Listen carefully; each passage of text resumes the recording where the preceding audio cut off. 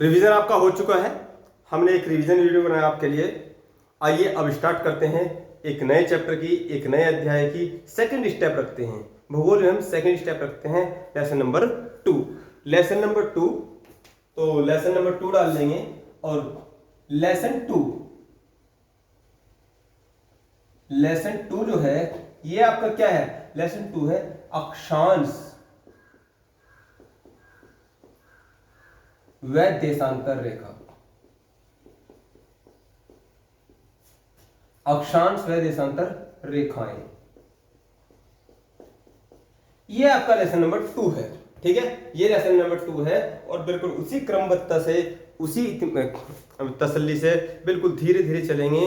हमें कोई जल्दी नहीं है और आप भी जल्दबाजी ना कीजिए, क्योंकि यदि आपके एग्जाम के लिए आपकी तैयारी, सारे लेक्चर तो हमने करा दिए हैं, सारे सब्जेक्ट करा दिए हैं, लेकिन आप ऑब्जर्व नहीं कर पाओगे तो क्या फायदा पढ़ाई का। ऐसे तो पहले से आप कहीं ना कहीं पढ़ रहे थे, तो तसल्ली से चलिए, जितने टाइम का लेक्चर दे रहे हैं उसको ऑब्जर्व करते चलिए और रिवीजन करते हुए चलिए। यदि आप 1 घंटे का लेक्चर कर रहे हैं तो उसे अटेंड करने के लिए लगभग आपको 1.5 घंटे लग जाते हैं, ये मैं जानता हूं अच्छे तरीके से। लेकिन साथ ही साथ वो 15 मिनट में, जैसे मैंने आपको बताया है, इस प्रकार से आपका रिवीजन भी होना चाहिए। ठीक है, प्रतिदिन 15-15 मिनट का रिवीजन हम करते हैं लेक्चर के बाद। और आज हमने पूरा 4-5 दिन का पूरा एक चैप्टर जो लगभग 7 से 8 दिन हमारा चला था, वो हमने 15 मिनट में क्या कर दिया? क्रैक कर दिया। ऐसी आपका भी होना चाहिए। तो आइए स्टार्ट करते हैं, अक्षांश और देशांतर रेखाएं। ठीक है, अक्षांश और देशांतर रेखाएं, देखिए अक्षांश और देशांतर रेखाएं क्या है, पहले हम मोटा मोटा समझते हैं क्या है अक्षांश रेखाएं, क्या है देशांतर रेखाएं। देखो बेटे, इस प्रकार से आपने कई बार चित्र बना देखा होगा कि ये पृथ्वी है और उस पर आपने इस प्रकार की लाइनें शायद देखी भी होंगी, शायद नहीं भी देखी होंगी। अभी लग नहीं रहा है कि ये पृथ्वी का चित्र बन रहा है, अभी ऐसा लग नहीं रहा है, लेकिन अभी देखिए आपको लगने लगेगा। अब आप समझ रहे हैं कि ये क्या बन रहा है। अरे हाँ, लगता तो है भाई, ये आकृति कहीं देखिए, लगता तो है ये आकृति कहीं देखिए। अरे ये वही है, क्या है? ग्लोब। ये क्या है? ग्लोब क्या होता है? पृथ्वी का एक डमी होता है, क्योंकि बोर्ड पर जो हम चित्र बना सकते हैं वो हम 2D में बनाते हैं, लेकिन ये क्या है? ये 3D में है। इसकी ये मतलब ऑफिसों में जो रखा रहता है, तो इसे ग्लोब कहते हैं। तो पृथ्वी के फोटो को ग्लोब कहते हैं। क्या कहते हैं? ग्लोब कहते हैं। और ग्लोब पर इस प्रकार से जब ध्यान से देखेंगे तो इस प्रकार की आकृति दिखाई देती है। तो ये जो रेड कलर की लाइनें हैं, तो ये क्या है? ये आपकी रेड कलर की लाइनें, इन्हें कहते हैं अक्षांश रेखाएं। ये क्या है? ये अक्षांश रेखाएं हैं, अक्षांश रेखाएं। और जो ब्लू कलर की हैं, ये सब क्या है? ये देशांतर रेखाएं हैं। ये देशांतर रेखाएं हैं। और देखिए, यदि हमें भूगोल को समझना है, यदि हमें धरती माँ को समझना है, ठीक है, तो ये दो ही क्या हैं? ABCD हैं। ये 2 ज्योग्राफी की ABCD हैं, जो हमने एक लेक्चर करा दिया है, और इसे मिला के पूरा आपका अल्फाबेट्स तैयार हो जाता है। और उसके पश्चात हम मूव करेंगे इंडियन ज्योग्राफी की तरफ, जहां से ज्यादा क्वेश्चन आपके एग्जाम में आते हैं। तो आपने धैर्य बना कर रखा, सभी चीजों को रिवाइज किया, तो अब इस चैप्टर की तरफ मूव करते हैं और सीखते हैं कुछ और बची हुई ABCD। तो अक्षांश और देशांतर, ये चित्र बना लीजिए और उसके बाद हम स्टेप बाय स्टेप तरीके से चलते हैं। बनाइए जल्दी से।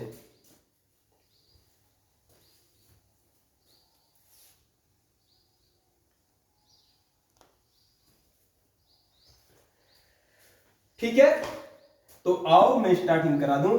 सबसे पहले टॉपिक डालेंगे अक्षांश रेखाएं।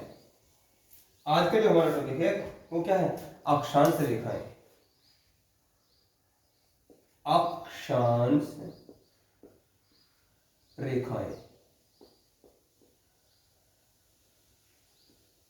ठीक है, अक्षांश रेखाएं।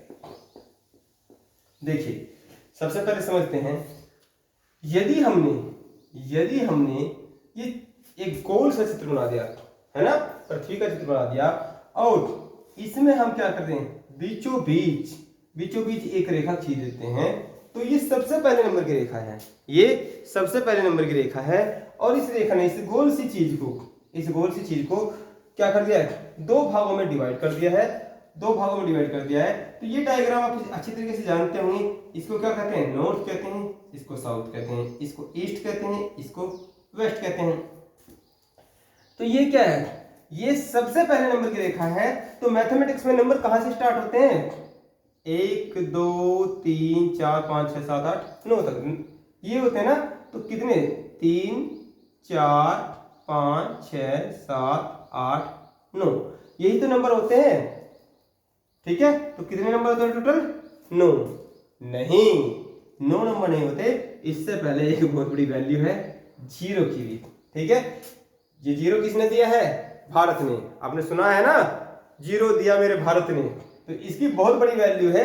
अरे पहले धरती पर खड़े हुए हैं आप, सपोज करो अपने ऊपर के घर में जा रहे हैं, तो 1 सीढ़ी 2 सीढ़ी गिन लिया आपने, कितनी सीढ़ी हैं, सपोज करो 25 सीढ़ी हैं, 25 सीढ़ी पे आपको गिनना है।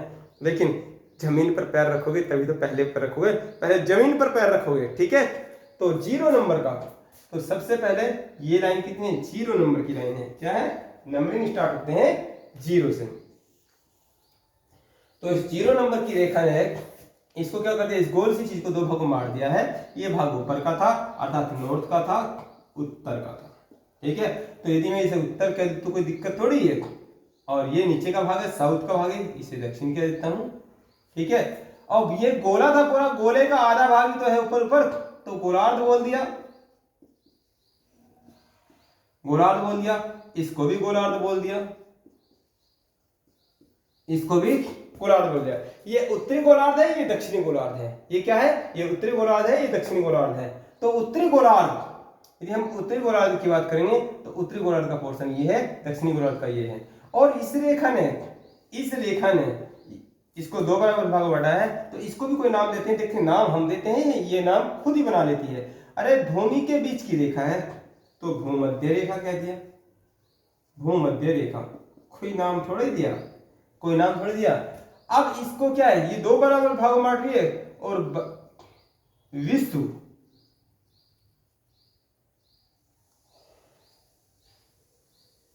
ये होता है विश्व। ठीक है, तो इस विश्व का मतलब होता है बराबर, इस विश्व का मतलब होता है बराबर, इसलिए इसको विषुवत रेखा कह देते हैं। इंग्लिश में इक्वेटर लाइन कहते हैं।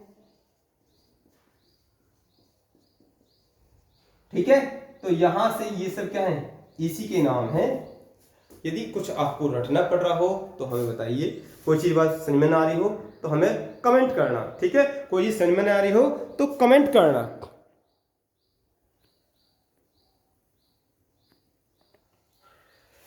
ठीक है, तो ये डायग्राम बनाइए जल्दी से आप, अक्षांश रेखाएं टॉपिक डालकर ये डायग्राम बना लीजिए। बड़े काम का डायग्राम है। अभी मैं आपको इतनी महत्वपूर्ण बात बताने वाला हूं कि जीवन भर आपको भूगोल दोबारा पढ़ने की जरूरत नहीं पड़ेगी। एग्जाम आपका आईएएस पीसीएस का हो, एग्जाम आपका ग्रुप डी का हो, या एग्जाम आपका पुलिस का हो, या इंडियन आर्मी का एग्जाम हो, भूगोल सबसे महत्वपूर्ण सब्जेक्ट के रूप में जाना जाता है। और मैं आपको भूगोल की एबीसीडी सिखा रहा हूं। यकीन मानिए, एक बार सीख लिया ना तो उसके बाद दोबारा भूगोल को पढ़ने की जरूरत नहीं पड़ती। भूगोल इतना प्यारा सब्जेक्ट है, बड़े आराम से समझ में आता है, कुछ चीज रटने की जरूरत नहीं पड़ती, और सारे सब्जेक्टों की जननी भी कहलाता है। तो डायग्राम बनाइए जल्दी से। ठीक है, या स्क्रीनशॉट ले लीजिए। अब हमने समझा इस 0 नंबर की रेखा ने कितना कमाल कर दिया, इस 0 नंबर की रेखा ने कितना कमाल कर दिया। अब बात करते हैं, ये जो 0 नंबर की रेखा थी इसे तो सीख चुके हैं, मैंने बताया था पहली बातें अगली बातों के लिए बेस का काम करती हैं। तो अब इस पृथ्वी पर क्या है, ऐसी बहुत सारी जगह हैं जहां आज तक हम गए नहीं। अरे ऐसी तो बहुत सारी जगह हैं, आप अपने गांव में नहीं गए, भले कितने भी घुमक्कड़ प्रवृत्ति के हो, कितने भी आप घंटे छोड़ते हो, होता है ना, बच्चे क्या होता है जब 9th क्लास में आ जाते हैं तो बच्चे लेक्चर छोड़ना स्टार्ट कर देते हैं, बंक मारना स्टार्ट कर देते हैं। नहीं, ऐसे बहुत सारे स्थान हैं जहां आज तक आप जा ही नहीं पाए। जरा ध्यान करना, कई बार किसी अपने ही गांव में आप नए स्थान पर जाते हो तो नहीं जान पाते। तो इस पूरी पृथ्वी को जानने के लिए, इस पूरी पृथ्वी को जानने के लिए एक टेक्निक बनाई गई। इस पूरी पृथ्वी को जानने के लिए एक टेक्निक बनाई गई। अरे वो टेक्निक है, आज का लेक्चर वो लेक्चर है जब बराक ओबामा ने सद्दाम हुसैन को अमेरिका में बैठे बैठे कैप्चर कर लिया था। ये वो लेक्चर है जब आपके मम्मी, आपके पापा, आपके बड़े भाई अपने घर में बैठे बैठे आपके लोकेशन को लोकेट कर लेते हैं। तो सीखना चाहोगे लोकेशन को लोकेट कैसे किया जाता है, लोकेशन को कैसे हमारी लोकेशन को कैप्चर कर लिया जाता है, तो आप भी सीखिए इस लेक्चर को। तो पृथ्वी पर किसी भी चीज, किसी भी वस्तु की या किसी भी स्थान की या किसी भी व्यक्ति की लोकेशन को लोकेट कैसे किया जाता है, तो वो लेक्चर है ये। तो यहां पर देखिए, ये 0 नंबर की रेखा आप सीख चुके हो। अब इस प्रकार से जो रेखाएं खींची जाएंगी, इस प्रकार से जो रेखाएं खींची जाएंगी उन्हें कहते हैं अक्षांश रेखा। मैं आपको पहले ही आपको बता चुका हूं इस बारे में। इस प्रकार से जो रेखाएं खींची जाएंगी वो अक्षांश रेखाएं खींची जाएंगी। और ये रेखा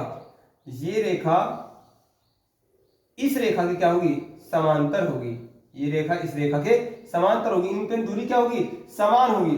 भाई यदि सपोज करो ये 2 किलोमीटर है तो ये भी 2 किलोमीटर है, ये भी 2 किलोमीटर है, तो इन रेखाओं के मध्य की दूरी क्या होगी, समान होगी। इन रेखाओं के मध्य की दूरी क्या होगी, समान होगी। और क्या ये रेखाएं कितनी है टोटल, 181 या 179।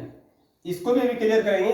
तो रेखाएं क्या हमें 181 या 179 रेखाएं याद करनी है। और रेखाएं किस लिए खींची जाती हैं, डिस्टेंस को मेजर करने के लिए, दूरी को मापने के लिए ये रेखाएं खींची जाती हैं। ठीक है, आओ तो मैं आपको सिखा देता हूं वो ट्रिक कि आपको 181 नहीं, 179 नहीं, वो रेखाएं क्लियर करनी है जो रेखाएं मैं बताऊंगा। और मैं एक रेखाएं बताऊंगा, आपको टोटल क्या है 179 रेखाएं क्लियर हो जाएंगी। देखिए, सबसे पहले इस रेखा को हम बनाना सीख लेते हैं। इस रेखा को बनाना सीख लेते हैं। अब ये तो आपको आई गई है, ये क्या है 0 डिग्री रेखा। ठीक है, तो यदि इस रेखा के बीच से, इस रेखा के बीच से परिधि पर हम एक कोण बनाएं, परिधि पर हम एक कोण बनाएं। अब कोण बनाना आपको नहीं आता है तो उसमें भी कोई बड़ी बात नहीं है, 2 मिनट में अभी सिखा दूंगा। तो एक कोण बनाया, सपोज करो हमने ये 1 डिग्री का कोण बनाया। अब ये 1 डिग्री का कोण बना दिया, इस पॉइंट से इस रेखा के समांतर एक रेखा खींच दीजिए। ठीक है, समांतर एक रेखा खींच दीजिए तो ये रेखा उतने भी क्या हो जाएगी, अक्षांश रेखा हो जाएगी। तो 1 डिग्री का कोण बनाता है, एक भी अक्षांश रेखा क्या होगी, एक भी अक्षांश रेखा। अच्छा, कौन एंगल बनाना नहीं आता, कोई बात नहीं, बाजार जाओ चांदा खरीद के लेके आओ। ठीक है, यहाँ फीटी प्रकार की सहायता से आपको कोण नहीं बनाने हैं, इस प्रकार से चांदा मिलेगा। यहाँ पे 0 डिग्री लिखा रहता है, यहाँ पे 180 डिग्री लिखा रहता है, यहाँ पे एक ऐसा बना रहता है और यहाँ पे लिखा रहता है 90।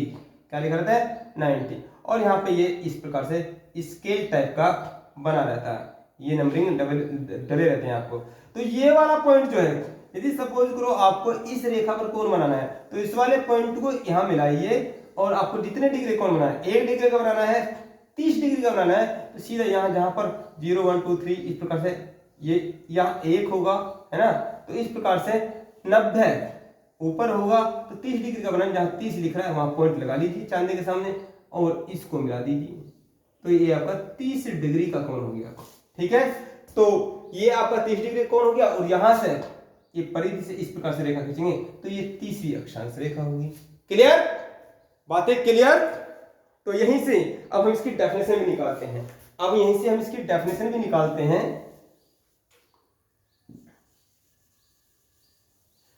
तो आपने टॉपिक डाल ही रखा है अक्षांश रेखा। ठीक है, आपने टॉपिक डाल रखा है अक्षांश रेखा और पहला डायग्राम आपने उसके अंतर्गत बना दिया है।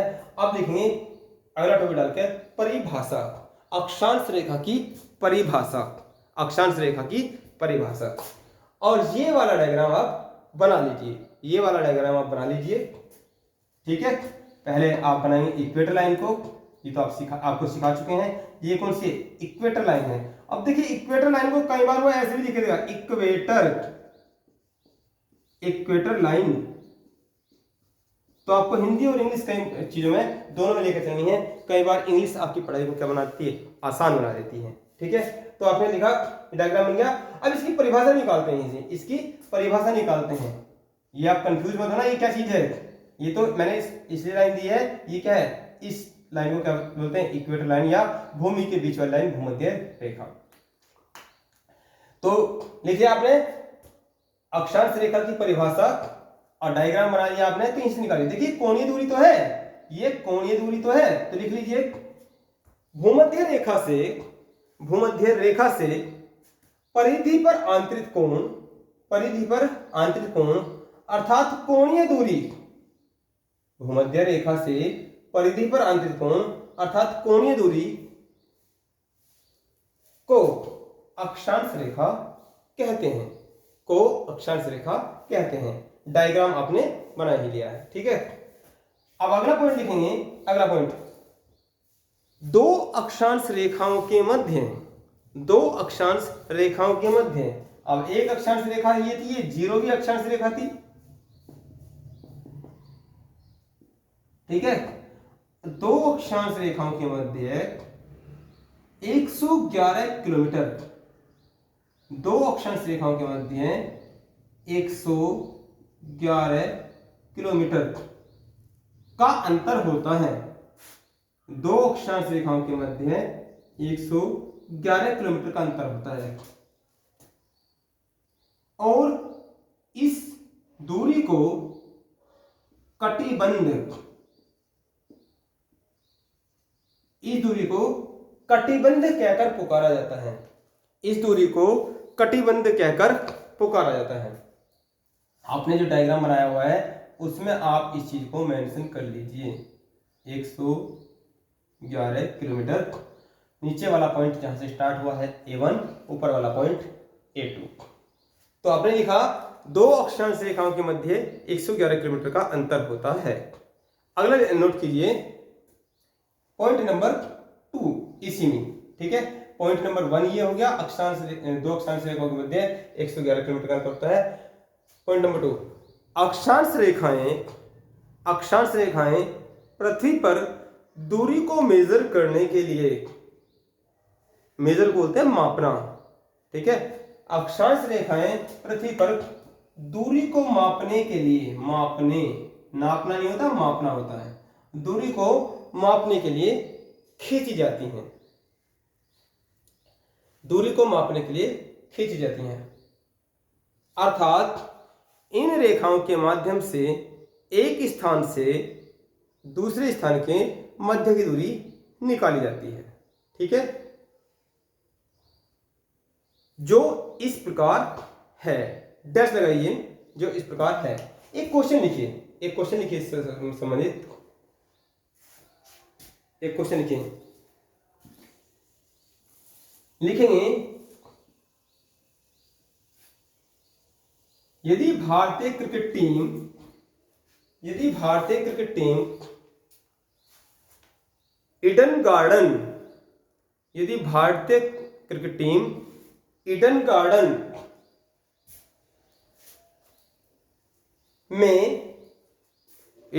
में अपना पहला एक दिवसीय 2022 वनडे मैच खेल रही है, और उसे 2022 में ही अपना दूसरा मैच, क्या लिखा आपने, एक बार दोबारा चेक कर लीजिए। यदि भारतीय क्रिकेट टीम ईडन गार्डन में 10वीं अक्षांश रेखा पर, ईडन गार्डन में 10वीं अक्षांश रेखा पर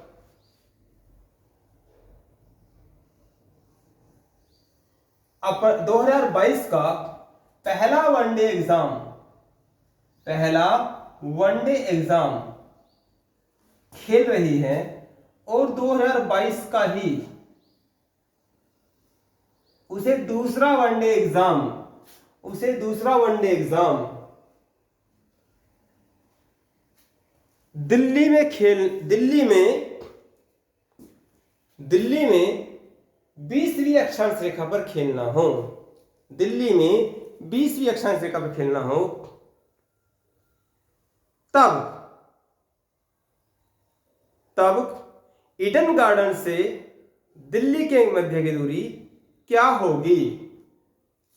दिल्ली के मध्य की दूरी क्या होगी? देखिए, क्वेश्चन बड़ा आसान भी है और क्वेश्चन ने इतना घुमा दिया कि ऐसा क्वेश्चन आएगा तो हमारा सिलेक्शन कभी नहीं होने वाला। देखिए, बड़ा आसान है। अभी भी तो मैंने आपको डायग्राम बनाया था भाई। यदि क्या है, यदि ये पृथ्वी है, इस पृथ्वी पर क्या है, ये 0 डिग्री है, और भारत क्या हो रहा है, भारत ये है। ये डायग्राम को मैंने ऐसे बना दिया है और यहां पर वो कह रहा है ये वेस्ट बंगाल है, तो जाहिर सी बात है 0 डिग्री से ऊपर ही जा रहा है, तो वेस्ट बंगाल यदि ये है और ये कह रहा है 10वीं अक्षांश रेखा पर है, ठीक है, और ये दिल्ली है, तो दिल्ली क्या कर रहा है, 20वीं अक्षांश रेखा पर है, ठीक है। तो अब पूछ रहा है कि ये 10वीं अक्षांश रेखा है, ये 20वीं अक्षांश रेखा है, तो पूछ रहा है यहाँ पर ईडन गार्डन में एक मैच खेल रही है भारतीय क्रिकेट टीम और दूसरा मैच कहाँ खेला जाना है, वो दिल्ली में खेला जाना है। तो ये क्या हो गया, ये A1 पॉइंट हो गया नीचे वाला और ये A2 पॉइंट हो गया, ठीक है। तो अब क्या करें, दोनों के बीच की दूरी निकालनी है, तो दोनों के बीच की दूरी क्या रहेगी, अरे आपको दो अक्षांश रेखाओं के मध्य की दूरी बताई देगी, तो दोनों के बीच की दूरी क्या हो जाएगी भाई, A2 minus A1 is equal to जो भी आएगा उसकी 111 से गुणा कर देंगे, उसकी 111 से गुणा कर देंगे, तो ये आपका आंसर आ जाएगा, ठीक है। तो कितना लिखना है, वैल्यू रख दीजिए, वैल्यू को पुट कर दीजिए, 20 minus 10 is equal to 10 multiply 111, तो क्या रहेगा 1110 किलोमीटर की डिस्टेंस तय करनी होगी। ये मैंने आपको एक्यूरेट नहीं बताया है, ये मैंने एक्यूरेट नहीं बताया है, क्योंकि दिल्ली अलग अक्षांश रेखा पर है और क्या है, ये तुम्हारा ईडन गार्डन अलग अक्षांश रेखा पर है। लेकिन मैंने एक आपको एग्जांपल बताया है कि इस प्रकार से यदि दो स्थानों के बीच की दूरी निकालनी हो तो इस प्रकार से निकालते हैं, ठीक है। अब एक दूसरा क्वेश्चन सुनिए कि इसमें कैसा क्वेश्चन बन सकता है। लिखिए, यदि भारतीय क्रिकेट टीम को, क्वेश्चन नंबर 2, यदि भारतीय क्रिकेट टीम को पहला मैच 2022 में ईडन गार्डन में खेलना हो, यदि कह रहे हैं, माना मैथमेटिक्स में चलता है, माना ईडन गार्डन में 10वीं अक्षांश रेखा पर खेलना हो और उसे अपना अगला मैच पर्थ में 30वीं अक्षांश रेखा पर खेलना हो, 30वीं अक्षांश रेखा पर खेलना हो, तब ईडन गार्डन और पर्थ के मध्य की दूरी क्या होगी? ईडन गार्डन और पर्थ के मध्य की दूरी क्या होगी? बड़ा आसान है, ये तो इससे भी आसान हो गया, लेकिन आपको क्या भूगोल की समझ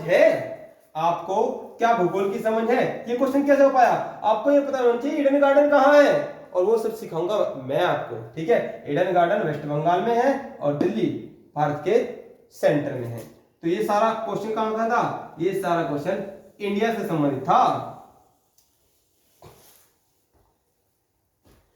अब बात करते हैं इस नए क्वेश्चन की। आपको डायग्राम बनाना आना चाहिए भाई। देखिए, आपको जो सिखा चुके हैं बेस का काम कर रहे हैं, तो 0 डिग्री तो सीख ही चुके हैं। अब यदि एक क्रिकेट मैच तो ईडन गार्डन में क्या 10वीं अक्षांश रेखा पर खेला जा रहा है, ये पॉइंट क्या हो गया, ये पॉइंट तो A1 हो गया। और दूसरा क्रिकेट मैच क्या है, पर्थ में खेला जा रहा है। पर्थ कहाँ है? ऑस्ट्रेलिया में। पर्थ कहाँ है? ऑस्ट्रेलिया में। तो ऑस्ट्रेलिया ये 30वीं अक्षांश रेखा पर खेला जा रहा है, ये पॉइंट हो गया A2। ये क्या हो गया? A2।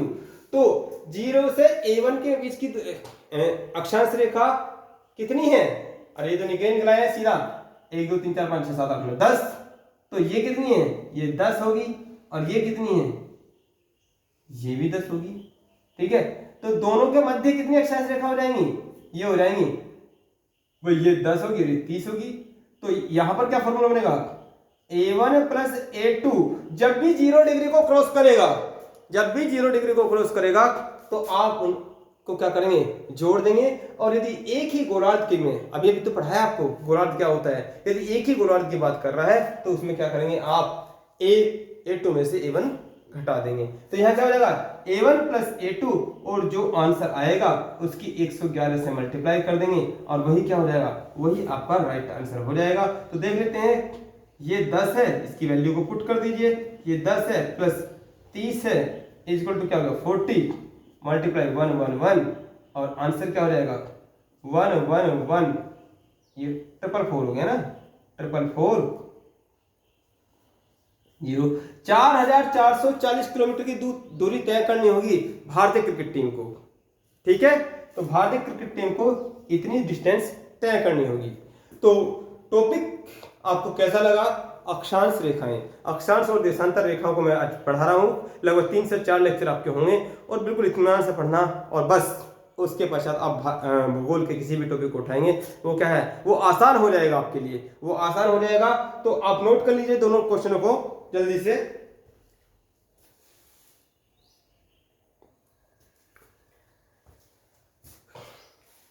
हो गया नोट आपका?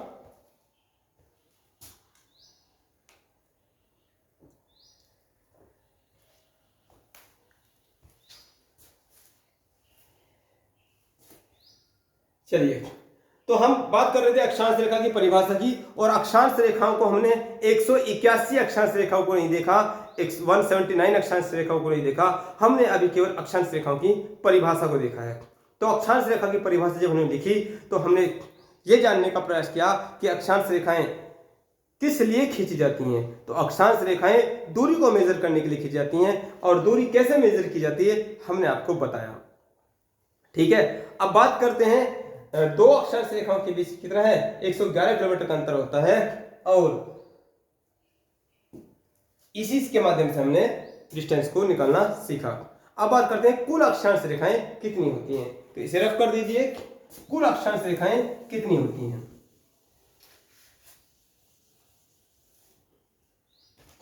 देखिए, कुल अक्षांश रेखाएं कितनी होती हैं भाई, ये अर्थ थी। ठीक है, इस अर्थ पर ये तो आप जान चुके हैं कई बार, ये 0 डिग्री थी। तो यहां पर इस प्रकार से यदि कोण बनाएंगे तो 1 डिग्री का कोण बन गया, और एक भी अक्षांश रेखा यदि मैं ऊपर तक जाऊं तो ऊपर तक क्या है 90। भाई कुछ कोण क्या है सामने आ जाएंगे, जैसे 0 के सामने 180 है, तो एंगल तो मैं 90 बना पाऊंगा, और पॉइंट कितने लगा पाऊंगा 89। कितना 89, तो 89 ऊपर है और 89 नीचे है, यानी कि 90 में एक कम ऊपर है, 90 में एक कम नीचे है। यदि मैं 90 ही मान लूं, ये क्या है 90 अक्षांश रेखाएं ऊपर हो जाएंगी और 90 अक्षांश रेखाएं नीचे हो जाएंगी, और एक बीच की होगी है। तो ये क्या हो गया, ये एक बीच की होगी, जुड़कर कितनी होगी 181।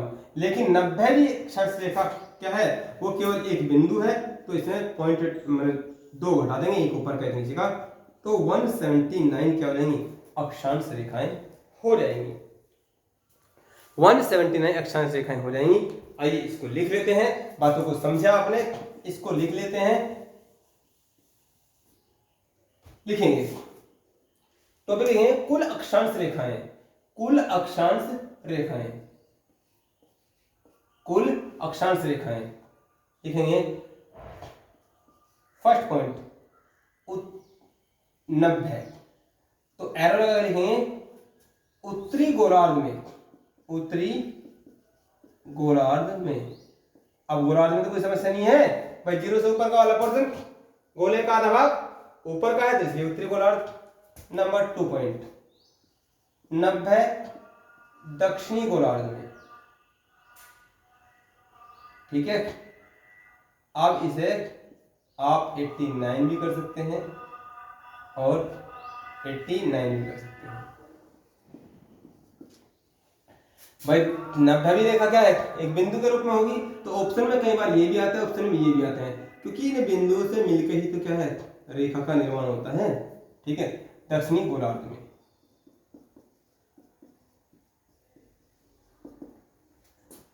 और ये क्या है तीसरा पॉइंट है,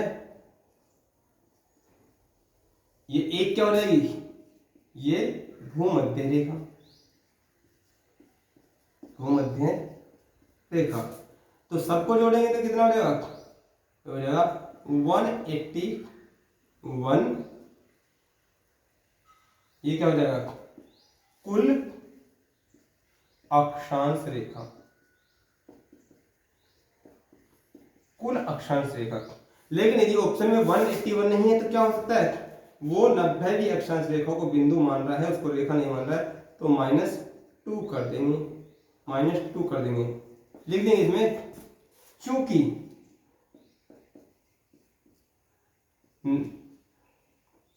90वीं अक्षांश रेखा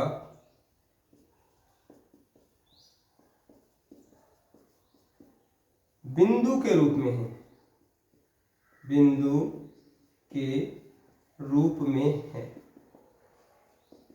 ठीक है। तो 179, ठीक है।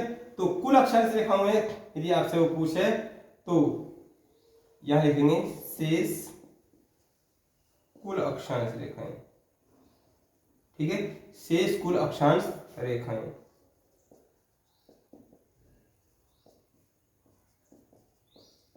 आज तक इस प्रकार से क्वेश्चन नहीं बना है, आज तक इस प्रकार से क्वेश्चन नहीं बना है। अभी तक केवल उसने ये पूछा है कुल अक्षांश रेखाएं कितनी होती हैं, तो ऑप्शन में 181 देता है या 179 देता है, फिर दे देता है उपयुक्त दोनों, उपयुक्त दोनों, तो 179, ठीक है।